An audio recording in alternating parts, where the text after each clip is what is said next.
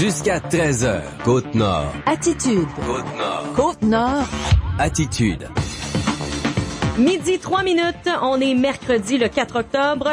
On vous souhaite bienvenue dans votre émission d'actualité et d'affaires publiques à Pure FM, Côte-Nord Attitude. Bon midi, Jean. Bon midi. Ça va bien? Oui, ça va bien. Oui. Écoute, on a une émission qui sera teintée par la politique, par l'alcool, par l'enfance. Écoute, on passe par plein de sujets ce midi, encore une fois. Ben, on suit ce qui se passe chez nous, comme toujours à Côte-Nord Attitude. Hier soir, le maire Régent Porlier organisait son lancement de campagne électorale. On le sait qu'on va au vote, le 5 novembre prochain. Il y a 2 candidats à la mairie. Ça s'est fait dans le hall de la salle Jean-Marc Dion. On le reçoit en direct. Monsieur Régent Porlier va nous parler des grands thèmes de sa campagne électorale. Et demain midi, à la même heure, à 12h15, on va recevoir Russell Tremblay, l'autre candidat à la mairie dans cette élection municipale. Tout de suite, il y avait une conférence de presse aussi ce matin du côté du regroupement Ensemble pour un bon départ.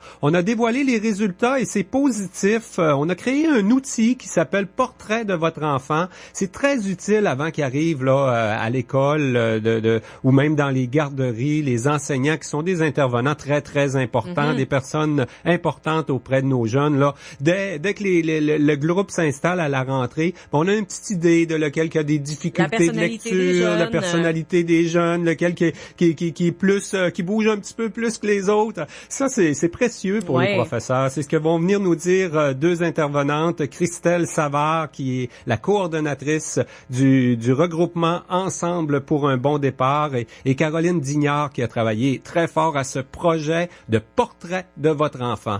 Avec Éducalcool, ensuite de ça qu'on va parler. Monsieur Éducalcool. On va parler avec Hubert Sassi d'Éducalcool, effectivement, parce que on a sorti le palmarès des régions où on boit le plus d'alcool. En tout cas, on y va avec ceux qui boivent le moins d'alcool. On s'entend, là, c'est eux qui font le top du palmarès. Mais nous, on est tout le temps dans le bas. On est tout le temps dans les fins fonds de ce palmarès-là pour la consommation d'alcool. On en consomme beaucoup. On fait compétition à l'Abitibi-Témiscamingue, à l'Estrie. Cette année, là, c'est les 3 régions avec la Côte-Nord où on boit le moins, où on boit comment t'as écrit ça? Ça m'a fait rire. Le moins de façon excessive. Oui, c'est ça. Donc, Laval a gagné. C'est eux autres qui boivent le moins, mais nous autres, on est les pires. Exactement. Donc, on n'est pas les moins, on est les plus. C'est ça. Donc, on va parler de ça, puis on se retrouve toujours là, justement dans le bas. Est-ce qu'il y a des raisons à tout ça? Bref, Hubert Sassi d'Éducalcool sera avec nous. Il y a quand même des points positifs dans ce sondage-là. On boit plus à la maison, nous, les Nord-Côtiers. Donc, on est dans le top 3.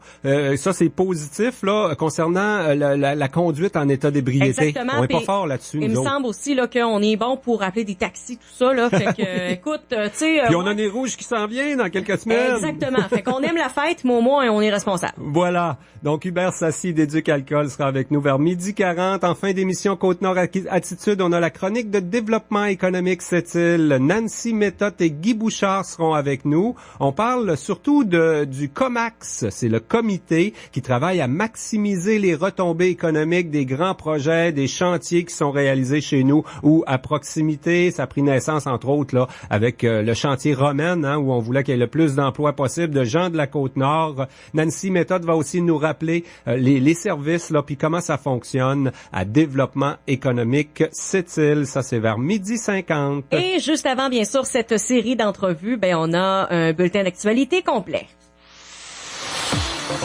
Actualité Pure FM. En mentionnant d'abord que le milieu des affaires à Sept-Îles se questionne concernant les retombées dans les commerces locaux lors de la venue de croisières internationales. Même avec un bon taux de débarquement de la clientèle lors de la venue du Queen Mary II, les visiteurs nourris et logés à bord du navire dépensent peu en dehors des souvenirs offerts par les artisans locaux sous le chapiteau d'accueil. Le directeur de la Chambre de commerce, Paul Lavoie, admet qu'il y a un questionnement sur les retombées économiques réelles. On l'écoute. Il y a un questionnement par rapport aux commerçants quant aux retombées réelles. On s'entend qu'il y avait, 3500 personnes, le potentiel qui pouvait débarquer. Pour ceux qui se sont promenés dans cette île, il y a des bouts qu'on avait l'impression d'être à Québec, là, tellement qu'il y avait du monde. Pour les gens qui avaient des trucs ou des gants à portée de main, ça a sûrement été une belle journée. Donc, la Chambre de commerce sonde actuellement les membres pour avoir leur opinion sur le sujet. Quelques entrepreneurs ont questionné sur les réseaux sociaux la pertinence d'investir autant de fonds publics dans une industrie des croisières depuis 10 ans à cette île, puisqu'elle laisse peu d'argent à l'économie locale. L'expansion de la cuisine collective de l'Envol Maison de la Famille entraîne des réaménagements de la Maison des organismes communautaires de cette île. C'est la MRC de Sept-Rivières qui finance en bonne partie la nouvelle cuisine qui sera aménagée au sous-sol de la maison de la rue de Quin. L'Envol offrira 4 journées de cuisine collective à des familles à faible revenu. Elle double la capacité d'accueil de cette clientèle. Le service est populaire et apprécié selon la directrice de l'Envol, Bernice Villeneuve. La maison communautaire déplace un organisme et se retrouve maintenant avec ses locaux utilisés à 100% par 11 organismes communautaires en permanence et 10 associations qui utilisent le gymnase et une salle commune. Le MOXI réalisera une évaluation du bâtiment construit en 1955 pour déterminer les travaux prioritaires. La maison s'est installée dans l'ancienne école Saint-Paul il y a 18 ans. Le maire sortant, Régent Porlier, a lancé sa campagne électorale devant près de 200 personnes rassemblées dans le hall de la salle Jean-Marc Dion hier soir. L'ancien syndicaliste croit toujours à l'amélioration de la qualité de vie et la diversification de l'économie de cette île. Lors de son discours, le maire Porlier a rappelé certaines réalisations, dont le Forum citoyen, la table de la main-d'œuvre et des interventions pour la création de la Société ferroviaire et portuaire de Pointe-Noire.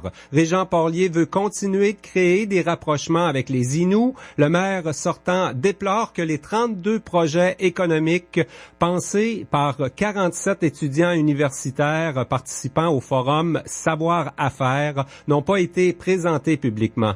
Il a déclaré que c'était tant mieux s'il n'y a que 2 candidats à la mairie dans cette élection à cette île. Le gagnant obtiendra un mandat plus fort. Régent Porlier reçoit l'appui de 4 membres du conseil sortant, de plusieurs candidats à l'élection du 5 novembre, d'un ancien député, Jonathan Genet-Jourdain, et de la chef du conseil de bande ITUM, Virginie Michel. Réunis en assemblée générale hier, les étudiants du cégep de Sept-Îles ont adopté une plateforme et formulé des questions pour les candidats à l'élection municipale. Ils ont aussi discuté du financement du collège et des conséquences des coupures budgétaires sur les activités pédagogiques, les heures d'ouverture de la bibliothèque et les services aux étudiants vivant avec un handicap. Le président de la Fédération étudiante collégiale du Québec, Jason Saint-Amour, était de passage à Sept-Îles pour l'assemblée générale hier. Il réclame 83 millions de dollars de plus pour les 48 cégeps de la province. L'Association générale des étudiants du cégep de Sept-Îles espère une amélioration de l'offre avec l'ajout d'un nouveau programme. Elle aimerait aussi une hausse du budget pour le recrutement d'étudiants étrangers. Et puis plus de 650 constats ont été émis par la Sûreté du Québec au cours des nombreuses interventions effectuées au Saguenay-Lac-Saint-Jean et sur la Côte-Nord du 22 au 28 septembre dans le cadre de l'opération Distraction.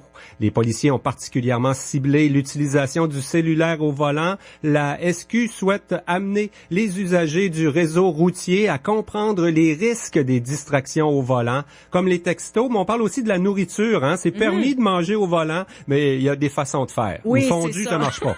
C'est ça qu'on disait à la blague ce matin. Peut-être qu'une fondue, c'est pas une bonne idée, mais une barre tendre, un sandwich, tant qu'on garde les yeux sur la route, c'est ça l'important. Mais des fois, c'est difficile. On peut Ouvrir pas toujours un sac de chips au volant, là, c'est pas inapproprié. Oui, même le café, on a une bonne habitude avec la paille, nous autres, à cette île. C'est vrai, tout à fait. Donc voilà, c'est ce qui complète ce bulletin d'actualité. On fait une pause. Au retour, on reçoit le maire sortant et candidat à la prochaine élection, donc à la mairie de Sept-Îles, Régent Porlier. Attitude. C'est moi, Suzanne, conseillère en redressement financier chez Raymond Chabot. Quand je rencontre un client, souvent je suis la première personne à qui il se confie. Je comprends, c'est difficile de parler de ses dettes. Parfois, même le conjoint n'est pas au courant. C'est pourquoi tout ce qu'ils me disent, ça reste entre nous. Confiez-nous vos problèmes de dette. Appelez au 1-855-R-Chabot pour une consultation gratuite. La confidentialité pour moi, c'est précieux. Raymond Chabot. Retrouvez vos moyens. Les tarifs des syndics autorisés en insolvabilité sont régis par la loi. Vous êtes à la recherche de personnel?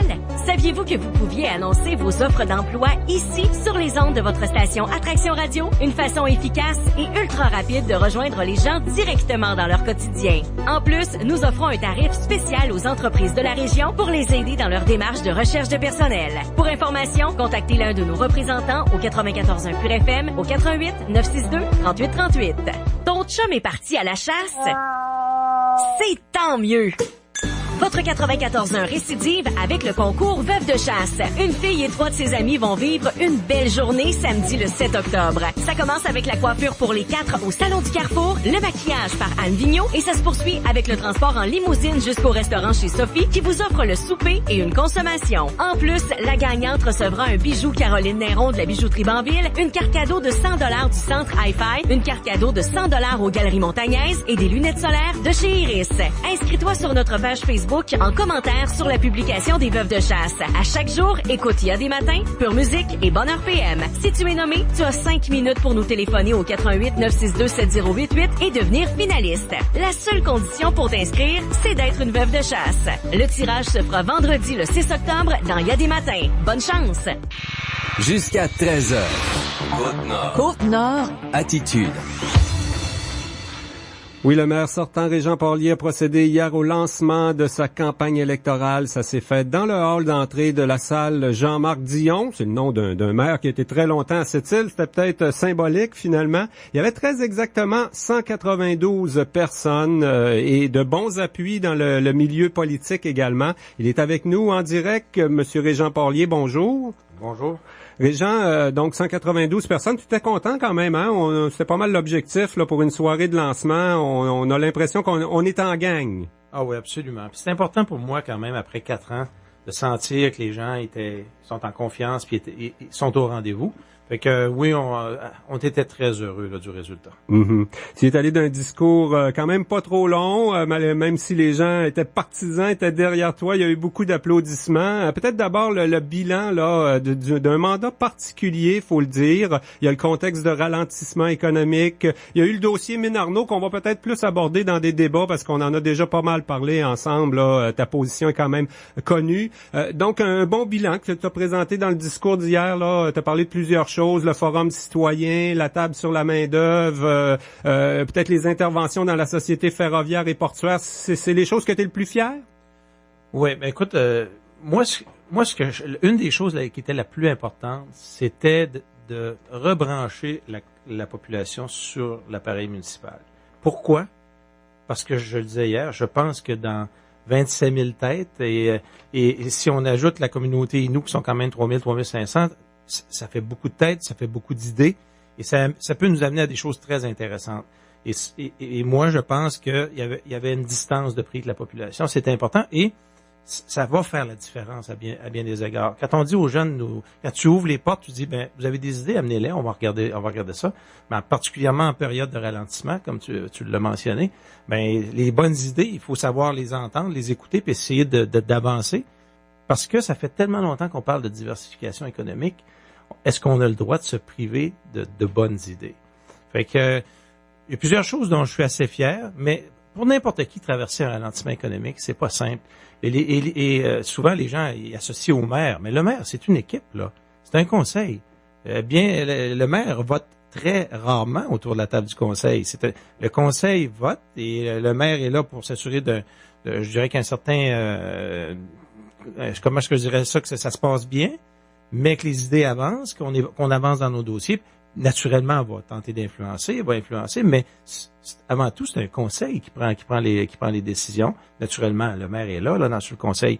Mais il y avait beaucoup d'enjeux, particulièrement dans un ralentissement. Puis un des enjeux importants, tu sais, je le mentionnais hier, quand on a traversé la crise des années 80, là, où les gens nous l'ont rappelé, c'était placardé partout. Je disais, qu'est-ce qui a tant changé? Qu'est-ce qu'on a modifié dans nos façons de faire pour faire en sorte qu'on essaye d'éviter ces situations-là? Moi, ça fait 4 ans que je parle d'entrepreneuriat, de diversification, d'une vraie diversification. Le savoir à faire, le fameux savoir à faire. Hier, j'avais le constat devant moi. Il y a 47 étudiants, là, des doctorats, post-doctorats, maîtrises, qui ont venu brainstormer sur le développement économique ici, sur des projets, 32 projets qui ont sorti de là. Puis il y en a des projets qui sont très intéressants. Puis je demandais comme ça aux gens, ça, lesquels sont au courant ici? Oui. Et c'était une minorité. Et moi, je tenais beaucoup à ce que ce savoir-faire-là, on le partage, donc on partage ces bonnes idées-là. Pourquoi, justement, ils n'ont pas été rendus publics, ces projets-là? Là, immédiatement après, on nous avait dit, on va les annoncer plus tard. Finalement, on les a jamais vraiment vus, ces projets-là, quoi. Il y a des droits là-dessus. Le maire peut pas arriver puis en parler publiquement de ces projets-là. Écoute, on essaie de bien faire les choses. Moi, je l'ai mentionné hier, là, un des éléments de cette présente élection-là, je vais demander à la population, donnez-moi les coups des franches pour faire avancer les idées que je tente de mettre de l'avant depuis le début. Souvenez-vous, après la première élection, on m'a rapidement dit, Monsieur le maire, il y a 70% des gens qui n'ont pas voté pour vous, environ, là. Hein? Déjà, on plaçait la table, là. Et on me disait finalement, vous représentez pas une majorité de la population, ça fait que vos idées. Puis malgré tout, j'ai pas lâché le morceau. On a développé l'idée de l'entrepreneuriat, la table entrepreneuriale, le savoir-faire. Et je le disais hier, il y a, regardez toutes les villes au Québec qui se démarquent au niveau économique, là, qui vont bien. Hein? Drummondville, Shawinigan qui est parti de loin, que ça va quand même assez bien. Tetra Mines qui est parti de très loin, que ça va assez bien. Magog, nommez-les, toutes ces villes-là. Le maire, là, c'est pas compliqué, c'est le corps arrière. Et ici, là, je mets pas ça sur la faute des gens, pas une minute. Moi, je pense pas qu'il y a de mauvais gens dans ça, mais au niveau de la structure, à mon avis, c'est déficient. Et moi, l'impression que ça donne ici, c'est qu'il y a un groupe qui dit, nous, monsieur, puis d'ailleurs, c'est ce qu'on me dit depuis 4 ans, Monsieur le maire, le développement économique, c'est notre affaire à nous. Vous, occupez-vous d'autres choses. Un petit peu comme ça qu'on me l'a dit, là, pas loin. Fait que ça peut pas marcher comme ça, c'est impossible. Le maire, dans toutes les villes où est-ce que il y a un bon développement économique, c'est le corps arrière. Mais est-ce que c'est réconciliable? Si Régent Porlier est réélu, il va avoir encore le même milieu économique, la même chambre de commerce. Est-ce qu'on va vivre la même chose un autre 4 ans, tout simplement? Non. Écoutez, les premiers 4 ans, il faut savoir, tu débarques, là, hein, puis souvenons-nous, le Régent Porlier, il arrive de haut, le chien dans le jeu de quilles, là. Il y en a qui sont sortis de là, on dirait, ça n'a pas de bon sens, puis c'est comme ça qu'on partait. 4 ans plus tard, écoutez, j'avais des conseillers qui étaient là hier. D'ailleurs, un des conseillers le disait publiquement à la dernière séance publique, Monsieur Maas, pour pas le nommer, il disait, écoutez, moi, ça fait longtemps que je suis en politique, puis j'ai jamais vu autour d'une table autant de respect. Et le respect, ça aide à positionner tout le reste. Ça aide à débattre sereinement, à débattre des idées. On n'est pas obligé de toujours d'accord, mais faire sortir les bonnes idées. Et ça, je crois énormément dans ça. Et c'est un peu, quand je dis au niveau de la structure, moi, je veux ramener ça comme dans toutes les villes qui se développent. Je veux que le corps arrière, là, il soit en mesure de coller à la shot, comme on dit. Mm-hmm. Puis, les initiatives, il y en a eu une puis une autre. Mais pour qu'elles soient porteuses, il faut qu'on soit bien branchés ensemble, et ça fait défaut. Ouais. En début de campagne, il y avait l'idée justement de former des équipes de part et d'autre au niveau des 2 candidats à la mairie. Hier, tu avais quand même l'appui de 4 conseillers qui se représentent. D'autres aussi candidats étaient là. Est-ce que c'est important que le maire finalement ait une bonne entente? Ça a un peu marqué le dernier mandat, quoi. Le maire avait pas nécessairement la majorité du conseil derrière certaines de ses idées. Écoutez, c'est peu dire, mais quelqu'un qui arrive, là, faut qu'il prenne le temps de faire sa place. Moi, je le disais hier, je dis, écoutez, partout, dans mes implications, où ce que j'étais, en tout cas, puis je dis pas ça pour me vanter, mais ça a l'air qu'en politique, il faut le faire de temps en temps. Partout où j'ai passé, on m'a reconnu l'aspect d'être rassembleur, d'être dans le respect, à l'écoute, puis prendre le temps d'avancer en respect des autres. Mais naturellement, quand je suis débarqué, on était cristallisé par le fameux dossier de la mine Arnaud. Ouais. Et là, l'écoute, il n'y en avait pas. Et naturellement, ça prenait du temps pour amener à ce changement-là. Les gens, ils ont appris à me connaître.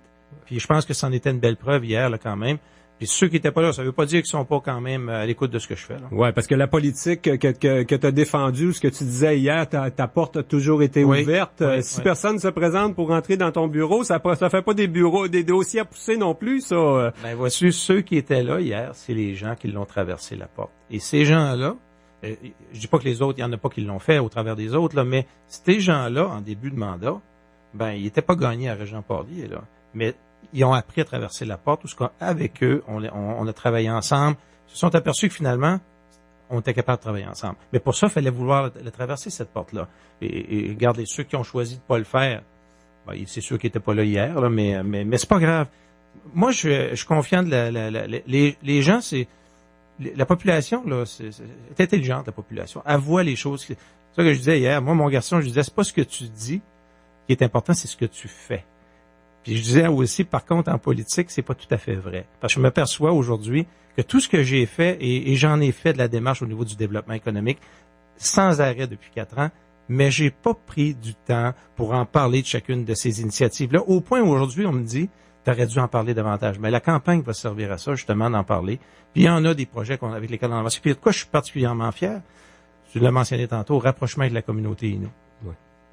C'est vrai qu'un deuxième mandat, c'est assez reconnu ça, hein, au conseil municipal. Il y a bien des technicalités, se familiariser avec la loi. Là, les 2 premières années, mettons, d'un nouveau maire, ça doit être assez complexe, assez compliqué. Il y a des choses à apprendre avant de passer à l'action. Un deuxième mandat, c'est toujours un peu plus facile. Hier soir, j'ai pas entendu de promesse, ou en tout cas une seule, c'est celle d'organiser des rencontres dans chacun des quartiers, là, des rencontres citoyennes. Est-ce que, en campagne électorale, il y aura d'autres promesses qui seront faites sur la table?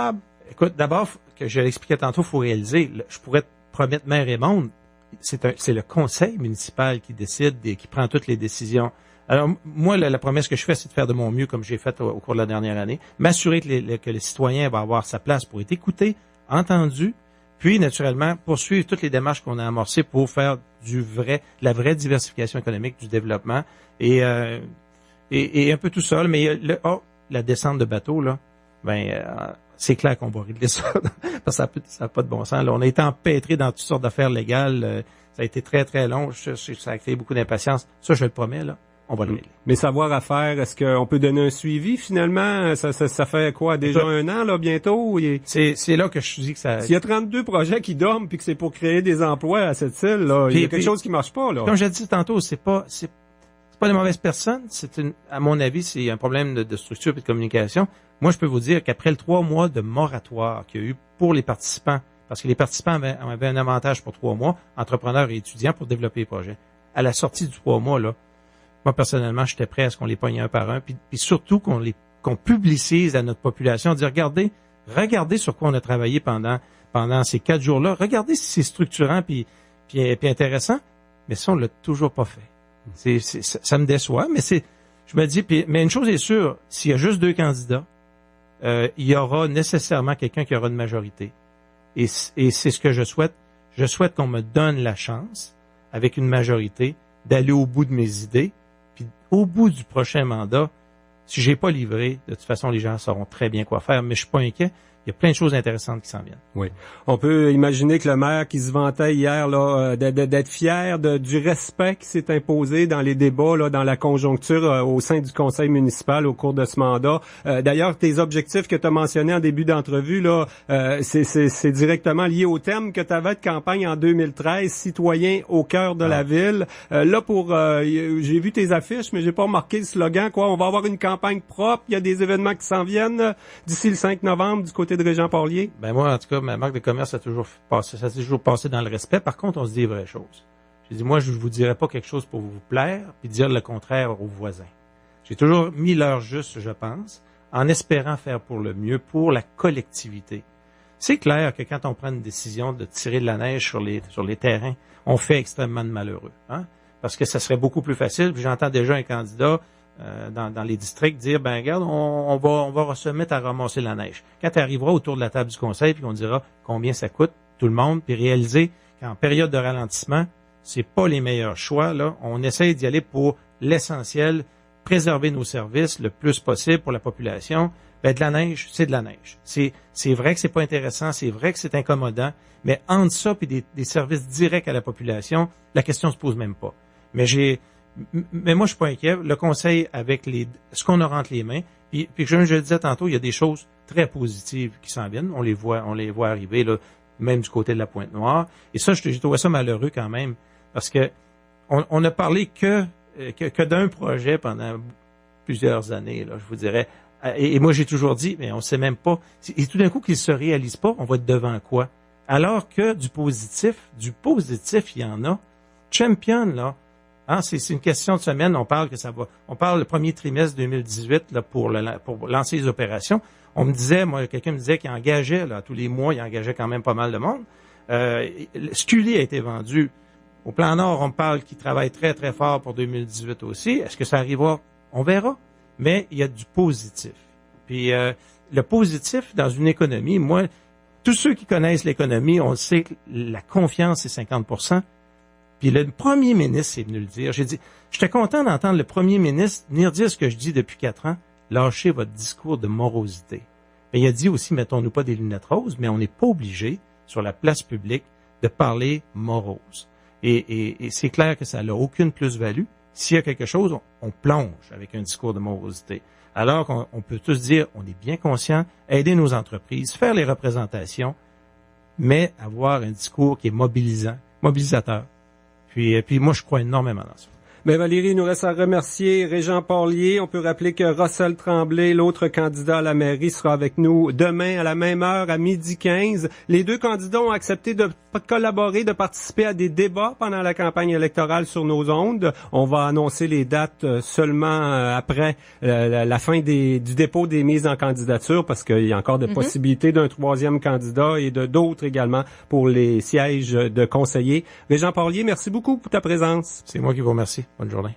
Jusqu'à 13h. Côte-Nord. Côte-Nord. Attitude. Pure FM. 94.1.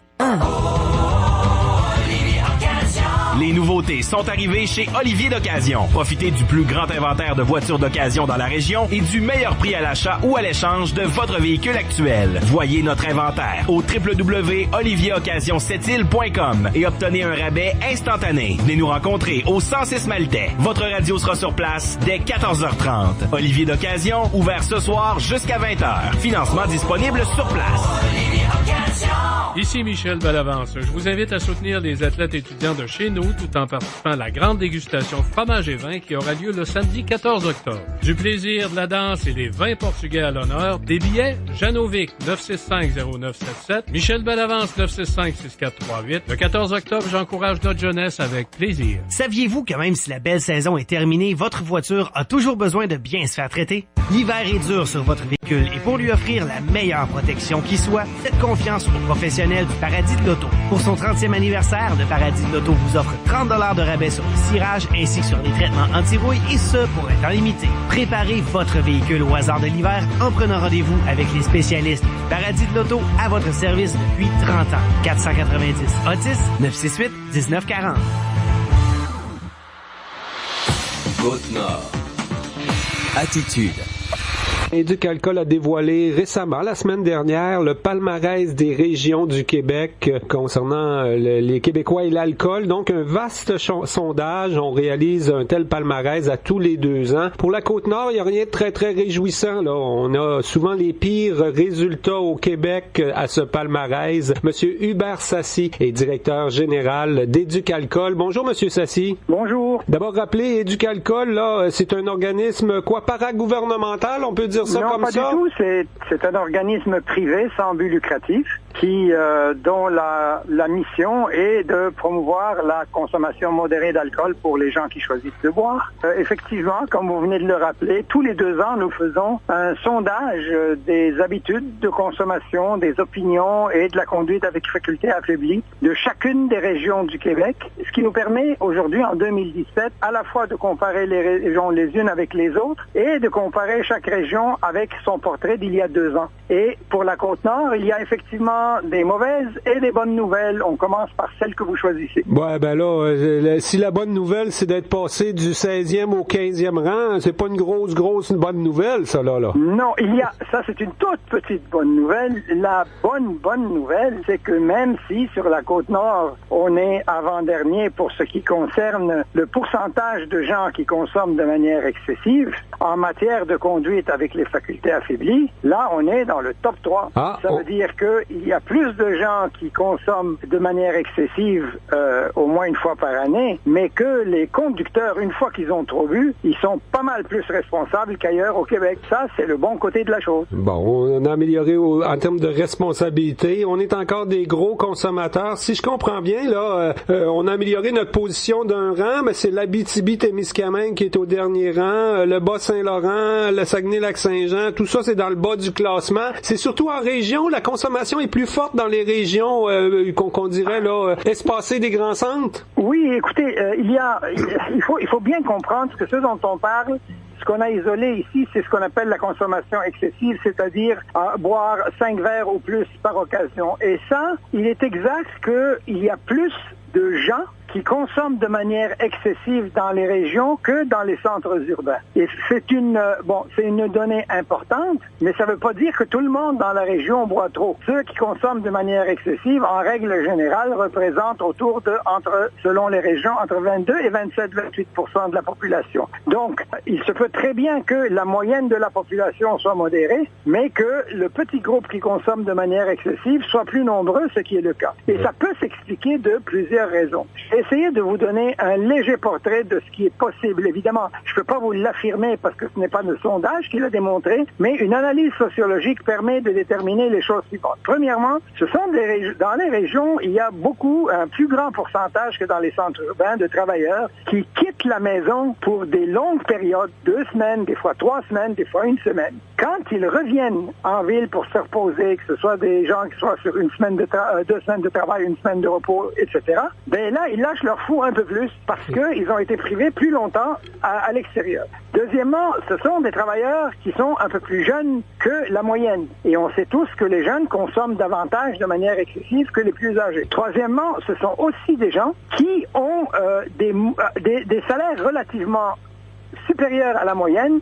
Et on sait tous que plus on a de l'argent, plus on consomme de l'alcool. Par conséquent, il y a des explications, en tout cas des possibilités, des hypothèses d'explication qui se tiennent et qui se justifient par la composante socioculturelle. Par ailleurs, dans les milieux urbains, il y a davantage de personnes qui viennent qui ne sont pas des Québécois de souche, qui arrivent de pays et qui sont de culture, soit africaine, soit asiatique, soit latino-américaine, soit de culture musulmane, dans lesquelles, d'abord, il y a moins de gens qui boivent, mais ceux qui boivent moins souvent et moins que la moyenne. Par conséquent, ça peut aussi contribuer à fausser le portrait. Et comment on définit, là, en fait, la consommation abusive, c'est 5 verres ou plus lors d'une même occasion. C'est une norme internationale. On définit ça depuis plusieurs sondages chez Éducalcool. Pourquoi pas 4, pourquoi pas 6 verres? OK, il y a 2 normes que l'on utilise. La consommation excessive, 5 verres ou plus, ou bien le dépassement des limites recommandées. Ça veut dire plus que 4 verres pour les femmes et plus que 5 verres pour les hommes. OK, ça c'est le 0.08, mettons, alors, pour conduire. Mais que l'on soit dans l'un ou que l'on soit dans l'autre, ce sont les mêmes résultats.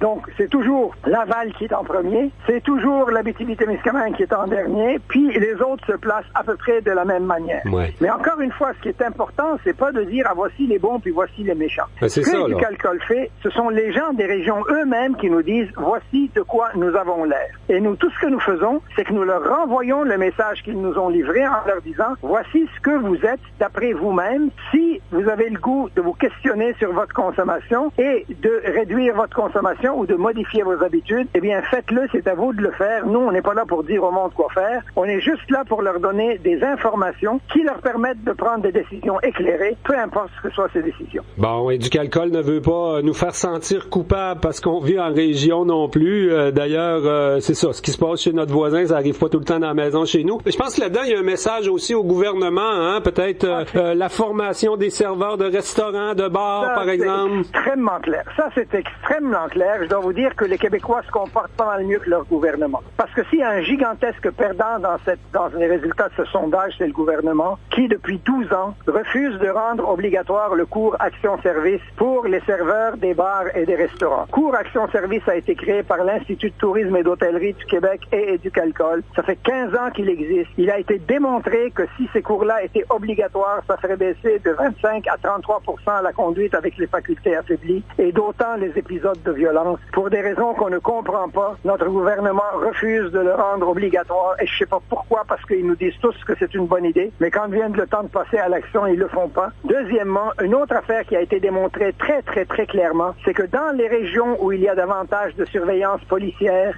il y a moins de conduite avec les facultés affaiblies. Puis ça fait des années qu'on s'époumonne à dire au gouvernement, s'il vous plaît, augmentez les barrages routiers parce que c'est ça qui marche, le fait que les gens aient la perception qu'ils vont se faire arrêter s'ils violent les lois. Là encore, on était censé avoir fait un projet pilote sur 3 ans dans quelques régions. On l'a fait en Chaudière-Appalaches, en Beauce. On l'a fait au Saguenay-Lac-Saint-Jean. Les résultats sont évidents. Ils sont limpides. Mais évidemment, il n'y a toujours pas de généralisation de ce phénomène-là. D'ailleurs, je dois vous dire qu'il y a davantage de conduite avec les facultés affaiblies en milieu urbain que dans les milieux qui sont excentriques par rapport aux grandes villes. Et ça donne que c'est à l'extérieur qu'il y a davantage de barrages routiers, puis dans les villes qu'il y a moins de barrages routiers. Alors, 2 et 2 font 4, mais tout le monde comprend ça, sauf le gouvernement du Québec. Ouais, en même temps, ça démontre que la prévention, la sensibilisation, comme on le fait chez Éduc-Alcool, ça a du bon, mais la répression, ça marche aussi, malheureusement. Là, il y a des gens qui comprennent pas autrement. Plus de barrages policiers, ça serait plus efficace. Vous avez parfaitement raison, c'est que ça prend tout, là. Nous, on fait notre part à Éduc-Alcool. Il faut que chacun fasse sa part. Il n'y a aucune recette miracle. C'est pas juste une affaire qui améliore la situation. Oui. C'est chacun fait sa part. Chacun fait son petit bout. Et évidemment, même si tout le monde fait sa part, il n'y a pas de société idéale. Il y aura toujours des abus, des excès, mais au moins, on aura fait tout ce qu'on peut faire pour les limiter. Parce que dans tous les domaines de la consommation d'alcool, il ne s'agit pas de dire au monde de ne pas boire, il s'agit juste de dire au monde de contrôler leur consommation, de goûter au plaisir de la consommation modérée, sans tomber dans les abus de la consommation excessive, parce que la modération a bien meilleur goût. Le lieu de consommation, M. Sassi, on se distingue sur la Côte-Nord, hein, dans vos sondages. On est peut-être ceux là, qui consomment le plus à la maison, plutôt que dans des bars, dans des restaurants. Ça nécessite moins de déplacements. Est-ce que c'est une pratique qui est plus correcte selon vous, quoi? On va pas se déplacer, on boit à la maison. Ça fait que si on fait des folies, c'est en famille. Oui, mais ça a 2 effets, cela. Le premier effet, c'est qu'effectivement, quand on est chez soi, on est plus en contrôle de ce qu'on boit. Vous n'avez pas un serveur qui vient vous en rajouter sans que vous fassiez attention. Vous n'avez pas des amis qui vous poussent à ouais donc un verre de plus, etc., etc. Par contre, comme on se dit, j'ai pas besoin de conduire, ben je peux me permettre d'en prendre un de plus. Alors, ça a à la fois un effet bénéfique et un effet moins bon, moins de conséquences, mais c'est vrai que tant qu'à boire un peu trop, c'est mieux de pas conduire que de conduire, mais l'idéal, c'est de ne pas boire un peu trop. Mais il y a une nouvelle tendance, bien sûr, qui est constante un peu partout dans nos sociétés, c'est de consommer davantage chez soi, c'est de recevoir davantage des amis chez soi, c'est de s'assurer que, à cause des raisons de prix aussi, bien sûr, parce que ça coûte moins cher recevoir chez soi que d'aller dans des établissements où il faut payer, mais il reste que ça fait partie de notre mode de vie. Il y a encore beaucoup de gens qui vont dans les bars et des restaurants, puis c'est très bien comme ça, mais c'est effectivement une tendance que l'on constate, et comme je l'ai dit, aucune situation n'est idéale, ça a des avantages d'un côté, des inconvénients de l'autre, mais finalement, c'est chacun qui doit prendre ses propres décisions, qu'est-ce que je veux pour moi-même, et il faut faire confiance à l'intelligence des gens, mais les aider à prendre des décisions éclairées. Eh bien, nous, sur la Côte-Nord, on n'est pas près de recevoir le trophée Éduc-Alcool, là, au cours des dernières éditions. Il a été à Régis Labaume pour la région de Québec et à Marc Demers, le maire de Laval, parce que c'est là où les habitudes sont semble-t-il, les meilleures. Qu'est-ce qu'on pourrait se donner comme objectif d'ici le prochain sondage pour la Côte-Nord? D'améliorer notre rang, simplement? En toute humilité, en effet, parce que qui je suis, moi, pour vous donner des objectifs, mais je dirais qu'à partir du moment où, si en 2 ans, on est capable de se rapprocher de la moyenne québécoise un peu plus pour ce qui concerne la consommation excessive, sans détériorer notre performance en matière de conduite avec les facultés affaiblies, au fond, ça peut être un grand pas. Puis je vous dirais que s'il faut se donner un objectif réaliste, dire qu'on va être la région qui a le plus progressé. Un bel objectif. Hubert Sassi, directeur général d'Éduc-Alcool, un gros merci pour cette entrevue radio. C'est moi qui vous remercie, c'est toujours un plaisir. Jusqu'à 13h. Côte-Nord. Côte-Nord. Attitude. Pure FM 94.1.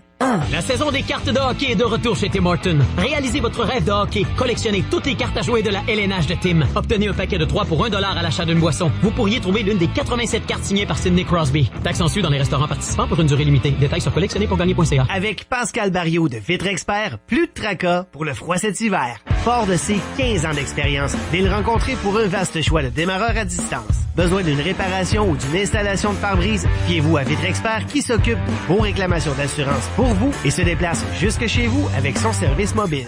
Pascal Barriot de Vitre Expert, 35 rue Napoléon. Toujours aussi disponible et efficace. Contactez-le au 88 962 411. Ouais, Vanessa, bonjour. Est-ce que c'est vrai que si je suis locataire ou propriétaire d'un condo puis que j'appelle au 1-888-933-WAWA, j'ai le droit à un rabais additionnel de 10% sur mon assurance habitation? C'est exactement ça, madame. Wow! Parfait, merci. Ouais, Vanessa, bonjour. Est-ce que c'est vraiment vrai que si je suis locataire ou propriétaire d'un condo puis que j'appelle au 1-888-933-WAWA, j'ai le droit à un rabais additionnel de 10% sur mon assurance habitation? C'est exactement ça, madame. Wow! Parfait, merci. Wawanessa, la grande assurance à petit prix. Parfait, merci. Cet automne, réservez votre forfait vacances Sunwing chez Club Voyage Côte-Nord et courez la chance de gagner un crédit voyage Sunwing d'une valeur de 1 000 $. Un tirage par mois aura lieu de septembre à novembre, totalisant un montant de 3 000 $. Réservez vos vacances Sunwing chez Club Voyage Côte-Nord des Galeries Montagnaises. C'est payant. Attitude.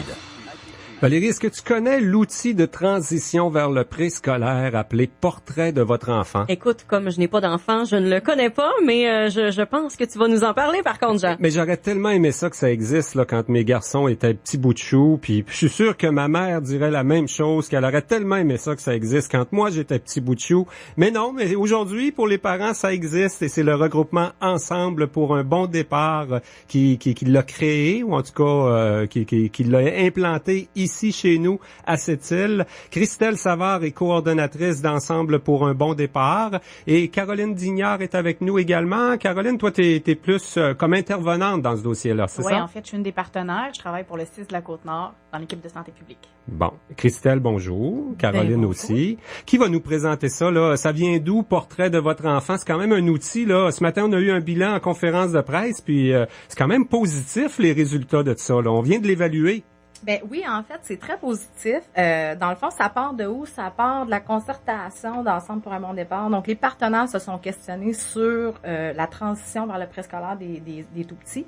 De mettre en place un outil qui allait être capable de faire un portrait des forces, des faiblesses des enfants pour que les enseignantes à la maternelle n'aient pas 20 pages vierges devant elles. À la rentrée, là, on a déjà un portrait quand ils arrivent à la rentrée. Il y avait des outils, souvent quand les enfants avaient des problématiques peut-être plus majeures, souvent il y avait déjà des interventions qui étaient faites. Mais pour les enfants en général, il y avait quelques CPE qui utilisaient des choses, il y avait quelques écoles, mais on voulait quelque chose de plus uniforme. Donc, ce qu'on a fait ensemble, c'est qu'on est allé piger dans plusieurs outils qui existent. On a consulté les professionnels, ergothérapeutes, orthophonistes, etc., pour s'en bâtir un sur mesure pour nos besoins à nous ici. Ouais, puis ça n'existe pas ailleurs, quoi. On l'a pratiquement inventé. On a adapté d'autres choses qui ressemblent un petit peu à ça, si je comprends bien. On a adapté et bonifié, je dirais. Oui. Puis, ben, c'est sûr que... Ça marche bien. Il y a 7 écoles sur 8 des écoles primaires à cette île qui l'utilisent quand même. Ben maintenant, c'est toutes les écoles. Ah oui, 8 sur 8. Oui, oui, puis 100%. on a même, on le disait ce matin, mais on arrive d'une journée nationale portant sur l'évaluation et on en a fait la promotion de cet outil-là. Puis nous, on n'est pas fermé, on le partage. Donc, il y a plusieurs régions du Québec qui l'utilisent et qui se sont peut-être inspirées de cet outil-là pour en créer un à leur image, mais c'est sûr que comme celui-là, il n'y en a pas d'autres. OK. Ça fait 2 ans qu'on y travaille, Caroline. Sur le terrain, là, c'est vraiment utile et apprécié des enseignants, mais aussi des éducatrices en CPE, j'imagine. On parle de préscolaire, là. Oui, en fait, ça fait déjà un peu plus de 3 ans. Là, ça fait 3 ans qu'il est utilisé. Donc, nous, on y travaille depuis beaucoup plus longtemps que ça.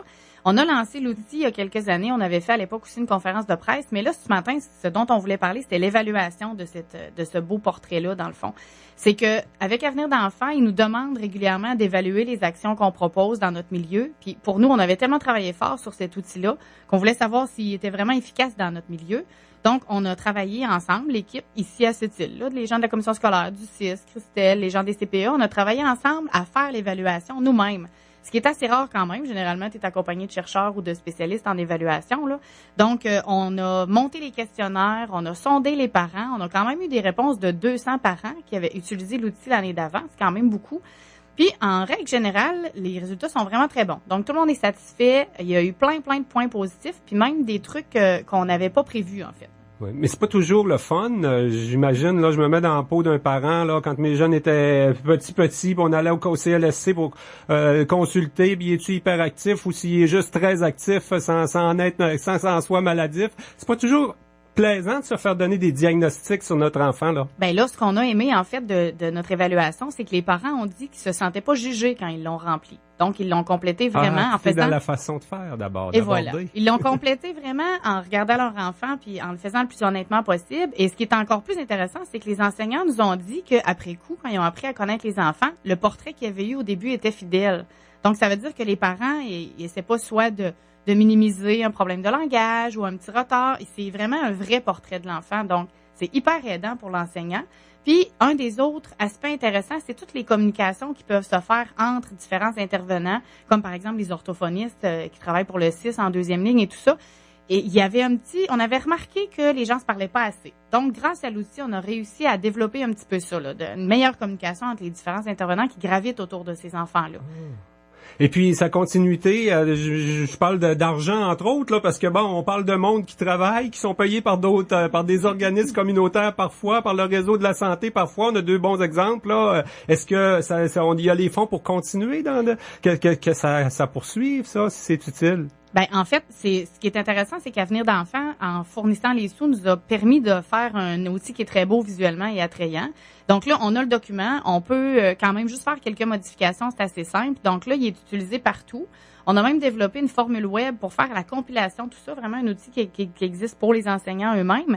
Mais donc oui, en fait, on veut continuer d'utiliser, on veut continuer à en faire la promotion sur la Côte-Nord, mais ailleurs au Québec aussi. On l'a envoyé en Beauce, on l'a envoyé dans plein d'endroits. Donc, c'est pas quelque chose qui coûte des sous à faire ben annuellement. Il faut imprimer les copies, puis ça, la commission scolaire l'a pris en charge depuis le début. Donc, même la première année, il a été imprimé couleur là, pour vraiment le rendre attrayant puis que les parents aient envie de le compléter dans la pile de documents qu'ils ont à compléter quand ils inscrivent leur enfant à l'école. Est-ce que l'objectif, c'est quoi? Qu'il y ait un portrait de votre enfant pour chaque jeune qui vient au monde à cette île? Ben pour le moment, ça ressemble presque à ça quand même avant que l'école commence. Oui, parce qu'on l'a fait traduire, si je me souviens bien. Il est traduit en anglais et... il reste juste l'Inou. C'est quelque chose qui est dans les plans également. Eh bien, on vous remercie beaucoup, puis on souhaite un bon avenir à cet outil. Hein. C'est des choses qu'on parle pas souvent. C'est peut-être de votre faute, vous venez pas nous voir assez souvent. Mais écoute, quand c'est un outil qui est utile au niveau de la petite enfance, ça va être utile pour l'avenir de ces jeunes-là, puis pour l'avenir de la société également. Effectivement. Un gros merci, Caroline Dignard et Christelle Savard, pour votre présence à Côte-Nord Attitude ce midi. Merci. Merci. Côte-Nord. Attitude. Pure FM 94. Ici Michel Bellavance. Je vous invite à soutenir les athlètes étudiants de chez nous tout en participant à la grande dégustation fromage et vin qui aura lieu le samedi 14 octobre. Du plaisir, de la danse et les vins portugais à l'honneur. Des billets, Janovic 965-0977, Michel Bellavance 965-6438. Le 14 octobre, j'encourage notre jeunesse avec plaisir. La chronique économique vous est présentée par Développement économique Sept-Îles.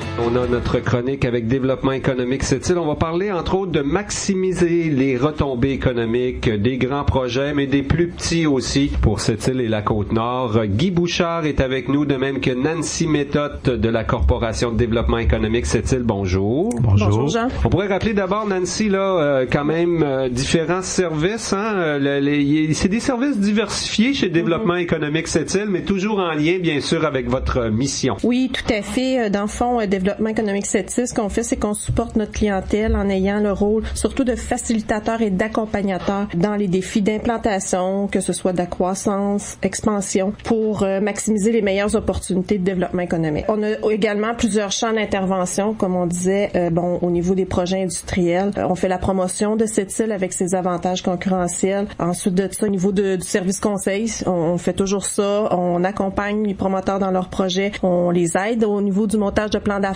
que ce soit des projets de relève, de démarrage, d'acquisition, on est là pour eux. Ensuite de ça, la Comax, Guy va en parler tout à l'heure, et également on apporte un soutien au niveau, quand on parle de démarches auprès d'instances gouvernementales, on est là. Est-ce que, parce qu'on sait qu'il y a d'autres organismes, je pense au SADC par exemple, là, qui a des fonds du gouvernement fédéral, éventuellement d'autres organismes qui aident à la promotion, au développement économique économique. Est-ce qu'on peut dire que DESI, Développement économique Sept-Îles, c'est la porte d'entrée pour un promoteur qui a un projet d'expansion ou qui veut créer une nouvelle initiative chez nous, là? Ben, nous, on s'est vu, on se voit comme ça. OK, on est la porte d'entrée, effectivement, mais c'est sûr que pour les autres organisations... on travaille en partenariat, on travaille quand même. En partenariat, qu'ils aillent à la SADC ou chez nous, je veux dire, le service, on va apporter le service, là, c'est certain. Puis, comme vous disiez tout à l'heure, oui, on travaille en partenariat avec les organisations. C'est un grand objectif, diversifier l'économie de cette île.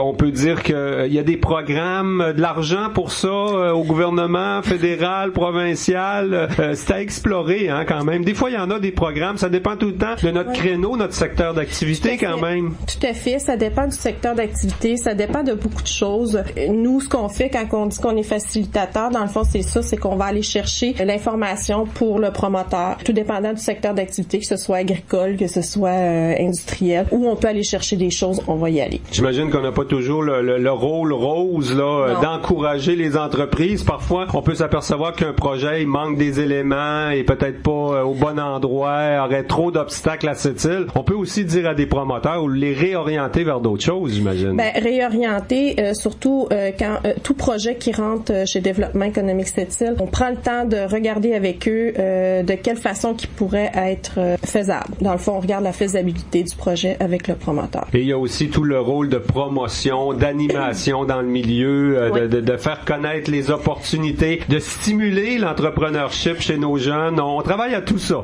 Ben justement, au printemps, on avait lancé notre campagne Regard sur nos réussites qui fait la promotion d'entrepreneurs à succès à Sept-Îles. Vous retrouverez les capsules vidéo qui ont été tournées. On en a 4 qui sont présentement sur notre site internet. Vous pouvez les voir sur desettile.com. Il y a 4 vidéos, 4 capsules qui sont présentes et il en reste 2, je crois. C'est sur 6. Excusez, il va en avoir 6 capsules. Il y en a 4. Ça s'harmonise bien avec ce que la Chambre de commerce de Sept-Îles lançait hier, une campagne où on veut promouvoir les bons coups, les réussites du milieu économique à Sept-Îles. Oui, certain. Guy Bouchard, on va parler du COMAX, c'est un comité pour maximiser les retombées économiques. On en a un à Développement économique Sept-Îles. Entre autres, les COMAX, on en a beaucoup entendu parler autour des grands projets d'Hydro-Québec. Là, moi, je me souviens, j'étais wow quand ça a commencé à parler du projet Romaine là-bas. C'était quand même important, justement, de voir que ce soit pas toutes des entreprises de l'extérieur, tout du monde de l'extérieur qui se retrouve sur des chantiers comme ça. Tout à fait. En fait, ça a commencé avec ça, mais nous, c'est sûr qu'à Sept-Îles et Port-Cartier, on essaie, dans le fond, de rendre ça un peu plus permanent, un peu plus dans toutes les sphères. On continue de le faire parce qu'on sait que Romaine 4 n'est pas terminé non plus. Il y a eu Romaine 1, 2, 3. On est en train de travailler encore sur Romaine 4. En gros, 3 choses à dire là-dessus. Nous, on travaille avec les grands donneurs d'ordre qui donnent des contrats tant sur le domaine privé que public, surtout au niveau des services d'approvisionnement. On travaille aussi avec nos PME qui répondent à ces besoins-là dans tous les secteurs. Et aussi, on travaille au niveau des pratiques d'affaires, essayer d'aller chercher, d'ajouter des clauses qui peuvent venir maximiser nos retombées économiques sur notre territoire. Est-ce que c'est dérangeant, ça, quand on va voir un grand donneur d'ordre, là, c'est sûr que chaque entreprise a sa vision, ses valeurs. On pense à les grands donneurs d'ordre, c'est nos compagnies minières, notre aluminerie, ça peut être le ministère des Transports, c'est tous ces gens-là. Tout à fait. Et puis, en fait, ça fait un bon 1 an qu'on travaille à mettre en place tout ça, à cogner aux portes, à faire un travail de fond. Là, on commence à récolter pas mal les fruits de ça. On travaille avec des ententes de confidentialité. Dans certains cas, on travaille aussi, dans le fond, surtout en amont avec les services d'approvisionnement, comme je l'ai dit.